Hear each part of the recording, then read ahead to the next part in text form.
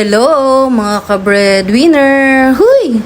For today's video, samahan nyo nga ako kasi naimbitahan yung ka-winner nyo. Huy! Pupunta tayo sa isang housewarming party. Dito lang din naman to located sa may Antipolo.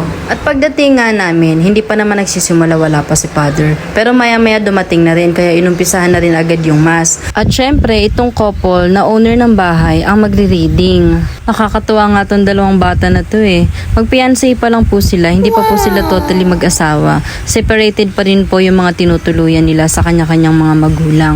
Pero tingnan nyo naman, nauna na yung bahay at lupa. Kaya nakakatuwa sila.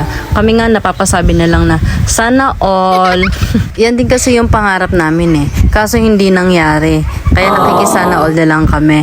Huy! Hindi ka magsisisi. Tapos na yon.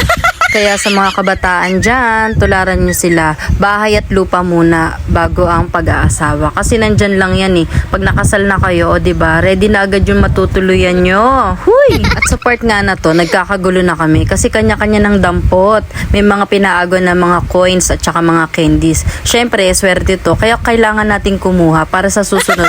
Tayo naman ulit yung magpapablessing ng house. Huy! Pinis lumakot ng bari sa gabi.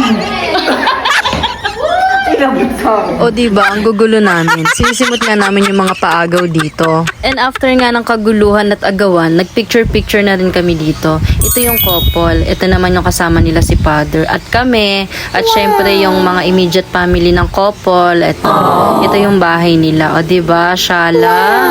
And yun, chika muna ulit bago tayo magkainan. Huy! At sa dami nga ng handa, hindi mo alam kung alin yung uunahin mo dito. Huy! Pero inuna ko yung lechon talaga naman. At pagtapos nga namin kumuha ng pagkain, dito kami sa labas pumesto. Kasi masyado nakakahiya sa loob. Ang iingay namin, tawa kami ng tawa at hindi kami nauubusan ng kwento. Nakakahiya sa ibang mga bisita talaga naman. Grabe, sobrang sarap ng food. Mga nakailang balik nga kami dito.